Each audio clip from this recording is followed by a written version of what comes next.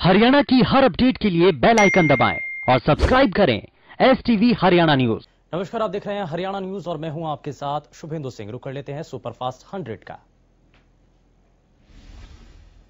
प्रधानमंत्री नरेंद्र मोदी ने बुधवार को सभी राज्यों के मुख्यमंत्रियों और जनप्रतिनिधियों के साथ कोरोना के बढ़ते संकट को लेकर मीटिंग की।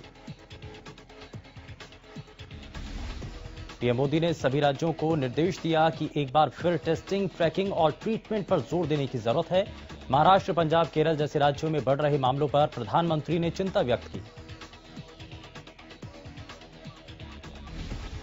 कोरोना को लेकर प्रधानमंत्री ने बैठक में कहा कि दुनिया में कई कोरोना प्रभावित देश ऐसे हैं जहां कोरोना की कई लहर सामने आई। हमारे यहां भी कुछ राज्यों में अचानक से केस बढ़ने लगे। पीएम मोदी ने कहा कि महाराष्ट्र, मध्य प्रदेश जैसे प्रदेशों में पॉजिटिव रेट काफी बढ़ा है। पीएम ने कहा कि अगर कोरोना की इस वेव को यहीं नहीं रोका गया तो देशव्यापी असर देखने को मिल सकता है। प्रधानमंत्री नरेंद्र मोदी ने अपने संबोधन में कहा कि जनता को पैनिक मोड में नहीं लाना, भय का माहौल नहीं बनाना है। हमें जनता को परेशानी से मुक्ति दिलानी है और पुराने अनुभवों को फिर से इस्तेमाल में लाना होगा।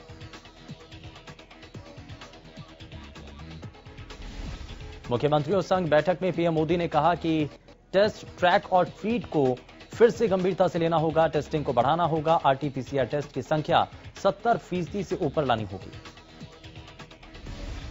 प्रधानमंत्री ने कहा कि अब टियर 3 और 2 शहरों में कोरोना के केस बढ़ रहे हैं।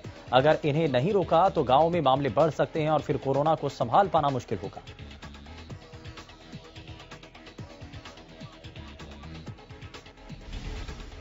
कोरोना के बढ़ते संकट को लेकर प्रधानमंत्री ने बुधवार को सभी राज्यों के मुख्यमंत्रियों और प्रतिनिधियों के साथ बैठक की। इस दौरान मुख्यमंत्री मनोहर लाल ने बताया कि प्रदेश में अब हफ्ते में 2 दिन मेगा वैक्सीनेशन ड्राइव चलाया जाएगा। मेगा सोमवार और मेगा मंगलवार कोरोना का विशेष टीकाकरण होगा। सीएम ने बताया कि बीते सोमवार को प्रदेश में एक ही दिन में रिकॉर्ड 1.6 लाख लोगों को वैक्सीन लगाई गई और अब तक 7.5 लाख लोगों को वैक्सीन लग चुकी है। हरियाणा विधानसभा के बजट सत्र में 8वें दिन की कार्यवाही गुरुवार सुबह 10 बजे तक के लिए स्थगित कर दी गई।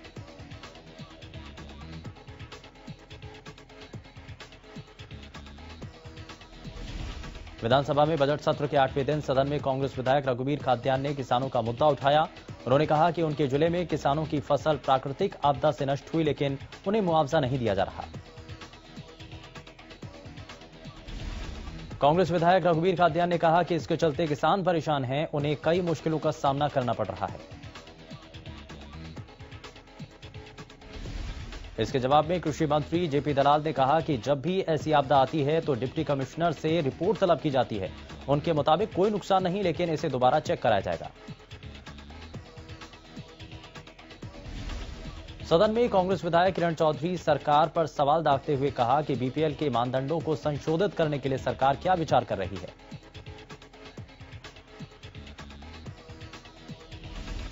कांग्रेस विधायक किरण चौधरी के इस सवाल पर डिप्टी सीएम दुष्यंत चौटाला ने कहा कि बीपीएल परिवार में वार्षिक आय को 1,80,000 रुपए कर दिया गया है।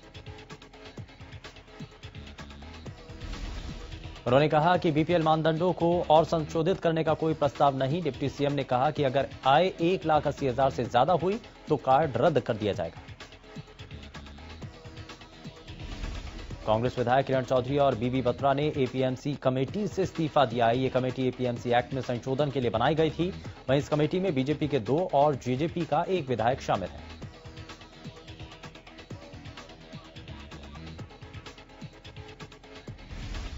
समालखा विधायक धर्म सिंह छोकर के कई ठिकानों पर इनकम टैक्स और ईडी ने छापेमारी की। सुबह 6 बजे से ईडी और इनकम टैक्स की रेड जारी है। समालखा विधायक पर टैक्स चोरी और जमीन खरीद में गड़बड़ी के आरोप लगे हैं।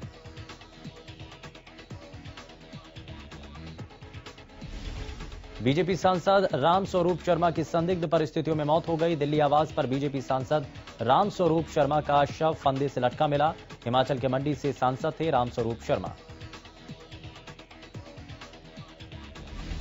उप मुख्यमंत्री दुष्यंत चौटाला ने बताया कि हरियाणा को एरोस्पेस और डिफेंस के क्षेत्र में उद्योगों का भी हब बनाया जाएगा।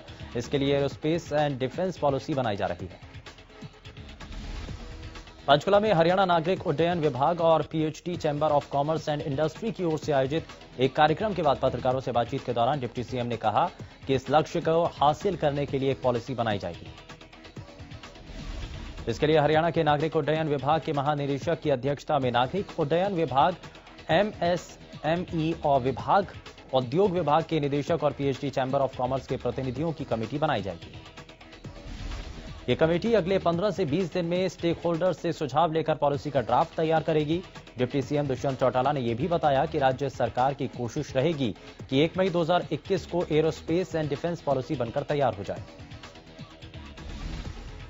उप मुख्यमंत्री ने कहा कि ऑटो सेक्टर में तो हरियाणा राज्य पहले से ही अग्रणी है। अब एरोस्पेस एंड डिफेंस पॉलिसी बनाकर राज्य में एरोस्पेस और डिफेंस से जुड़े ज्यादा से ज्यादा उद्योगों को आमंत्रित करना चाहते हैं ताकि हरियाणा इन क्षेत्रों का भी हब बन सके। उन्होंने बताया कि हिसार में जो एविएशन हब तैयार हो रहा है उससे एरोस्पेस तथा डिफेंस क्षेत्र के अन्य उद्योगों को आने का अवसर मिलेगा। चंडीगढ़ में कांग्रेस के प्रदेश प्रभारी विवेक बंसल ने प्रेस कॉन्फ्रेंस की, जहां उन्होंने किसानों के आंदोलन को लेकर सरकार पर निशाना साधा। विवेक बंसल ने कहा कि जितने किसानों की इस आंदोलन में जान गई उन पर अभी तक मंत्री, प्रधानमंत्री या मुख्यमंत्री ने अपनी संवेदना प्रकट नहीं की। गतिरोध को खत्म करना सरकार का धर्म होता है। पूर्व उद्योग मंत्री विपुल गोयल बुधवार को करणी सेना के राष्ट्रीय अध्यक्ष सूरजपाल अम्मू के घर पहुंचे, जहां उन्होंने सूरजपाल अम्मू के बेटे के निधन पर शोक व्यक्त किया। आपको बता दें कि बीती 10 मार्च को अम्मू के बेटे का निधन हुआ था। सिरसा से विधायक और हरियाणा लोकहित पार्टी के सुप्रीमो गोपाल कांडा ने बैडमिंटन खिलाड़ी साइना नेहवाल को ट्वीट कर जन्मदिन की बधाई दी। गोपाल कांडा ने लिखा कि दुनिया की सर्वोच्च वरीयता हासिल करने वाली भारत की पहली महिला बैडमिंटन खिलाड़ी पद्म भूषण से सम्मानित साइना नेहवाल जी को जन्मदिन की हार्दिक शुभकामनाएं। सिरसा से विधायक और हरियाणा लोकहित पार्टी के सुप्रीमो गोपाल कांडा ने कल्पना चावला जी की जयंती पर ट्वीट कर श्रद्धांजलि दी। गोपाल कांडा ने ट्वीट में लिखा कि महिला शक्ति की मिसाल, देश का गौरव, भारत की प्रथम महिला अंतरिक्ष यात्री कल्पना चावला जी की जयंती पर कोटि कोटि नमन। प्रदेश में लगातार कोरोना के आंकड़ों में बढ़ोतरी दर्ज की जा रही है। बीते 24 घंटे में 523 नए मरीजों की पुष्टि हुई। पंचकुला में 96 और करनाल में 93 नए केस सामने आए। गुरुग्राम में 84, कुरुक्षेत्र में 56 नए मामले सामने आए। इसी के साथ यमुनानगर में 49, अंबाला में 45 नए केस सामने आए। प्रदेश में अब तक 3079 मरीजों की मौत हो चुकी है। इसी के साथ हरियाणा में कुल 2,76,080 केस अब तक सामने आ चुके हैं। वहीं एक दिन में 249 मरीजों ने कोरोना को मात दी। पानीपत में कोरोना के 9 नए केस सामने आए। पानीपत के सीएमओ डॉक्टर संतलाल वर्मा ने बताया कि मंगलवार को 631 सैंपल लिए गए। वहीं अभी तक पानीपत में कुल पॉजिटिव केस 11,071 केसों में से 89 एक्टिव हैं और अब तक कुल 10,818 रिकवर हो चुके हैं। वहीं अभी तक 159 लोगों की मौत हो चुकी है। पानीपत के सीएमओ डॉक्टर संतलाल वर्मा ने जानकारी देते हुए बताया कि हरियाणा के कई जिलों में कोरोना के केस काफी तेजी से बढ़ रहे हैं। जानकारी देते हुए यह भी बताया कि हमें ईमेल के जरिए स्वास्थ्य मंत्री अनिल विज का संदेश मिला, जिसमें जिला उपायुक्त, पुलिस अधीक्षक, सिविल सर्जन के अंतर्गत एक कमेटी बनाई जाएगी जो कोरोना संक्रमण फैल रहा है उस पर ध्यान रखेगी। प्रदेश भर में कोरोना एक बार फिर से अपने पैर पसार रहा है। कोरोना संक्रमण कम होने पर लोगों ने लापरवाही बरतनी शुरू कर दी, लेकिन अब ये लापरवाही महंगी साबित हो रही है। पानीपत के जिला उपायुक्त धर्मेंद्र सिंह और एसपी शशांक कुमार ने लोगों से कोरोना गाइडलाइन का पालन करने की अपील की है।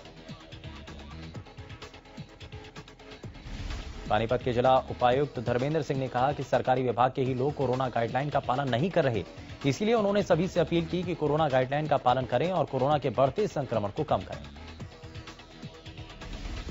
गुरुग्राम के सामान्य अस्पताल की पुरानी बिल्डिंग को तोड़ने के आदेश जारी कर दिए गए हैं, तो वहीं अस्पताल का निर्माण कार्य जून महीने तक शुरू होने की संभावना है, जो 2022 तक बनकर तैयार हो जाएगा।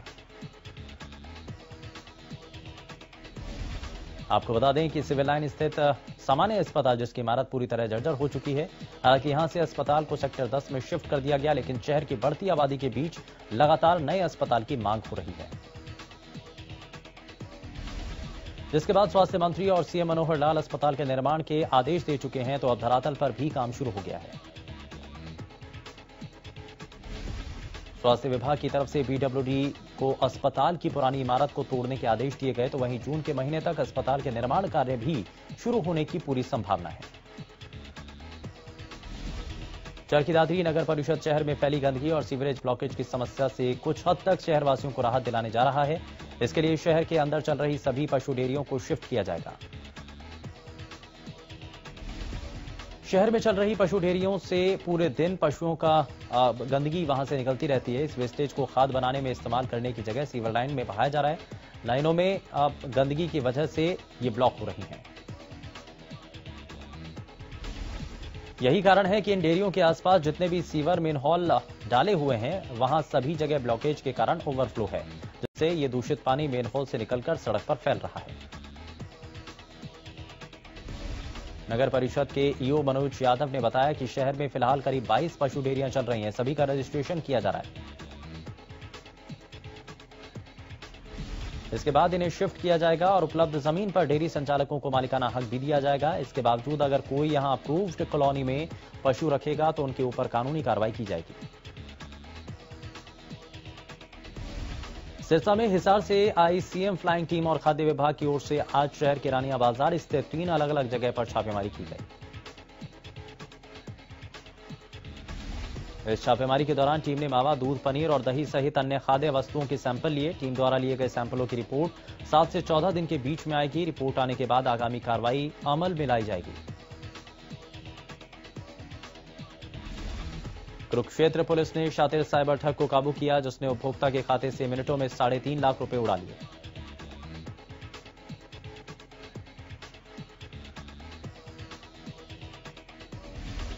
बताया जा रहा है कि यह शातिर ठग फोन पर या दूसरे ऑनलाइन माध्यम से लोगों को लिंक भेजकर उनके खाते से पैसे साफ कर देता था।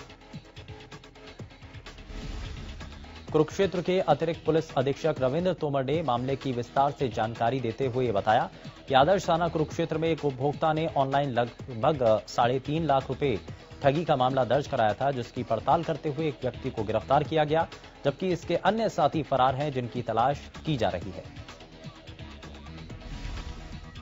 हांसी में लंबे वक्त से पीने के पानी की किल्लत झेल रहे ग्रामीणों ने जन स्वास्थ्य विभाग कार्यालय में जमकर नारेबाजी की। इस दौरान अधिकतर महिलाएं इसमें शामिल रहीं। पानी की किल्लत से परेशान ग्रामीणों ने विभाग के अधिकारियों को जमकर फटकार लगाई।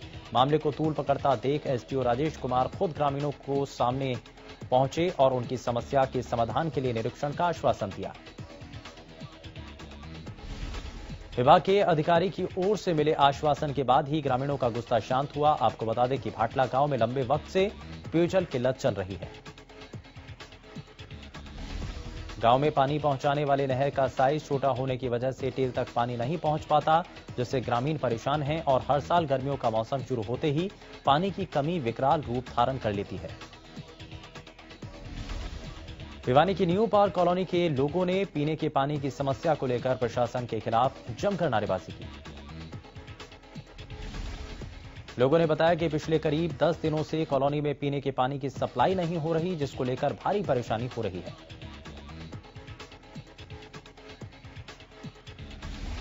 स्थानीय निवासी कई बार अधिकारियों से शिकायत कर चुके हैं, बावजूद इसके लोगों की समस्या बनी हुई है। बैंक कर्मचारियों की 2 दिन की हड़ताल के बाद अब पब्लिक सेक्टर की जनरल इंश्योरेंस कंपनी के कर्मचारियों ने भी आंदोलन का बिगुल बजा दिया है। सिरसा के सर्कुलर रोड पर नेशनल इंश्योरेंस कंपनी के बाहर कर्मचारी इकट्ठा हुए और सरकार के खिलाफ नारेबाजी की। कर्मचारियों ने कहा कि इंश्योरेंस सेक्टर का निजीकरण बर्दाश्त नहीं, हम निजीकरण के विरोध में प्रदर्शन कर रहे हैं। सरकार बैंकों को पब्लिक सेक्टर को बेच रही है। ये विरोध तब तक जारी रहेगा जब तक सरकार काले कानून वापस नहीं लेती। रादौर में परिवार पहचान पत्र के आए सर्वे में ड्यूटी लगाए जाने पर टीचर भड़क गए। दरअसल बुधवार को हरियाणा प्राथमिक शिक्षक संघ से जुड़े अध्यापकों ने इसका विरोध कर जमकर सरकार विरोधी नारेबाजी की है।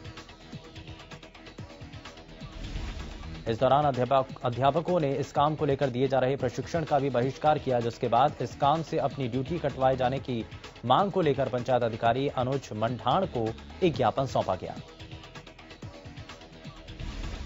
पूरे मामले को लेकर राजकीय प्राथमिक शिक्षक संघ के प्रदेश अध्यक्ष जगजीत सिंह ने कहा है कि गैर शैक्षणिक कार्य का संघ द्वारा पूरे प्रदेश में विरोध किया गया। यहां इस कार्य को लेकर दिए जाने वाले प्रशिक्षण का भी बहिष्कार किया गया क्योंकि ये गैर शैक्षणिक कार्य है।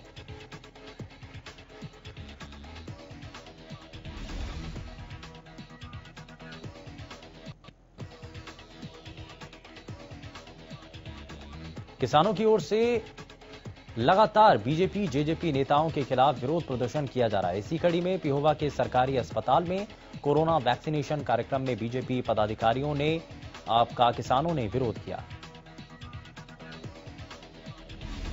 किसानों का कहना है कि वो शांतिपूर्ण तरीके से प्रदर्शन करेंगे और प्रशासन के साथ पूरी तरह सहयोग किया जाएगा, लेकिन बीजेपी के कार्यक्रम को सफल नहीं होने दिया जाएगा।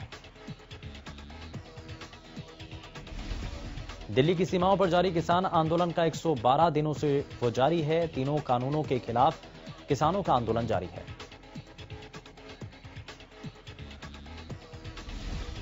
फरीदाबाद के गांव मोहना में कृषि कानूनों के विरोध में महापंचायत का आयोजन किया गया। इस दौरान डिप्टी सीएम दुष्यंत चौटाला को फरीदाबाद में न घुसने देने की रणनीति बनाई जा रही है। इसी को लेकर गांव-गांव में जाकर जनसंपर्क किया जा रहा है। किसान नेता का कहना है कि जेजेपी ने कृषि कानून के मुद्दे पर किसानों का साथ नहीं दिया, इसीलिए वो फरीदाबाद में किसी भी कीमत पर दुष्यंत चौटाला को नहीं आने देंगे। टिकरी बॉर्डर पर किसान अब अपने पशुओं को भी ले आए हैं। दरअसल पंजाब के मानुके संधू गांव के किसान चीन से 1 लाख रुपए में भैंस खरीद कर ले आए।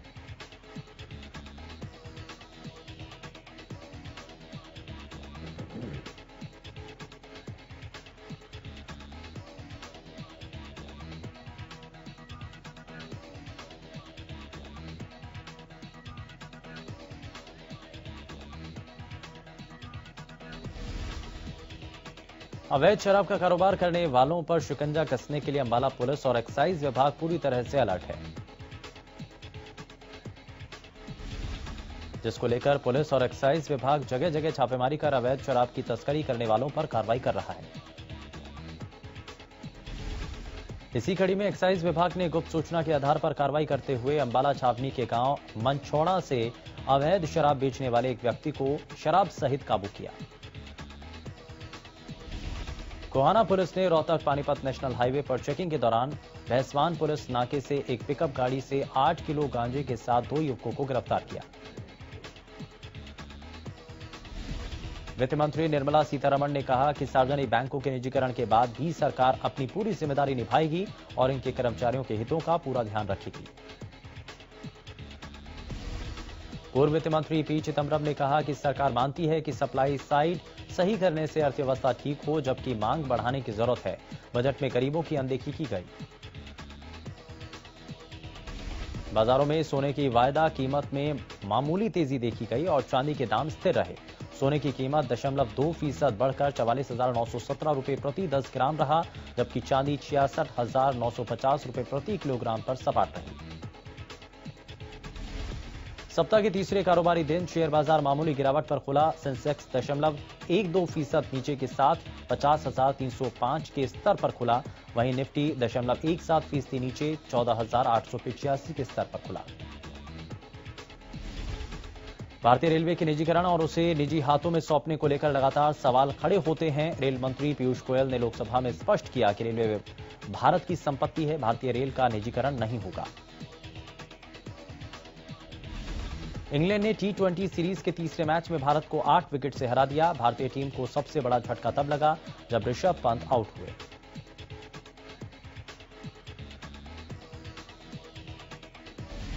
सतहत्तर रन बनाकर लौटे विराट के नाम एक नया रिकॉर्ड दर्ज हो गया। वो इंटरनेशनल क्रिकेट में 50 से ज्यादा स्कोर बनाने के बाद 50वीं बार नॉट आउट रहे। वो ऐसा करने वाले पहले भारतीय बल्लेबाज बन गए।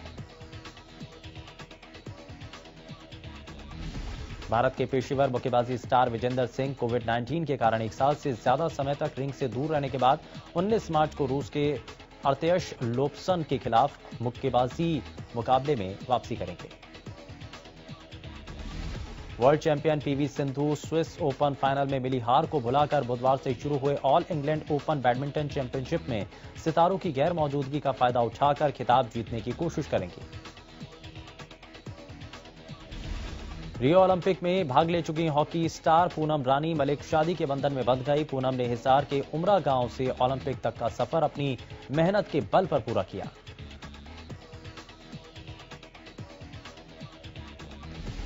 बॉलीवुड एक्टर जॉन इब्राहिम की अपकमिंग फिल्म सत्यमेव जयते 2 की रिलीज डेट आउट अब हो चुकी है और फिल्म को ईद के मौके पर रिलीज किया जाएगा। इस साल ईद के मौके पर सलमान खान की राधे भी रिलीज हो रही है। अब यह देखना काफी दिलचस्प होगा कि बॉक्स ऑफिस पर आगे कौन निकलता है। बॉलीवुड एक्टर बॉबी देओल अपने लुक्स को लेकर चर्चा में है। हाल ही में बॉबी की कुछ तस्वीरें देखने को मिली जिसमें उनका ट्रांसफॉर्मेशन देखने को मिल रहा है। बॉलीवुड अभिनेता अमिताभ बच्चन ने अपनी बेटी श्वेता बच्चन नंदा को उनके जन्मदिन पर शुभकामनाएं दी। अमिताभ बच्चन ने थ्रोबैक तस्वीरें साझा कर उन्हें शुभकामनाएं दी। बिग बी ने 2 ब्लैक एंड व्हाइट तस्वीरें पोस्ट की हैं और अभिनेता ने कैप्शन में लिखा कि बेटियां बेस्ट होती हैं, श्वेता के लिए आपकी शुभकामनाओं का शुक्रिया। साथ ही उन्होंने हार्ट इमोटिकॉन पोस्ट किया है। बॉलीवुड के अभिनेता निर्माता निर्देशक दीपक तिजोरी ने भी बॉलीवुड में फैले नेपोटिज्म को लेकर बड़ी बात बोली है। दीपक तिजोरी ने कहा कि बॉलीवुड में नेपोटिज्म ओवररेटेड है और ये हर व्यवसाय का एक हिस्सा है। उन्होंने कहा कि दुर्भाग्यवश बॉलीवुड में दूसरों की तुलना में नेपोटिज्म कम है क्योंकि यहां आप एक नेपो चाइल्ड की तरह सफलता प्राप्त नहीं कर सकते हैं। बॉलीवुड एक्टर सैफ अली खान का नया लुक सामने आया। सैफ अली खान की कुछ फोटोज सामने आई जिसमें वो बहुत ही अलग लुक में दिखाई दे रहे हैं। चेहरे पर मास्क होने की वजह से सैफ की केवल आंखें नजर आ रही हैं जिसमें उन्होंने लेंस लगा रखा है। इसके अलावा सैफ के हेयर स्टाइल में भी बदलाव नजर आ रहा है। शहनाज कनाडा से लगातार अपने इंस्टाग्राम अकाउंट पर अपनी एक से बढ़कर एक फोटो फैंस के लिए शेयर कर रही हैं। एक्ट्रेस ने अपनी कुछ बोल्ड फोटोज इंस्टाग्राम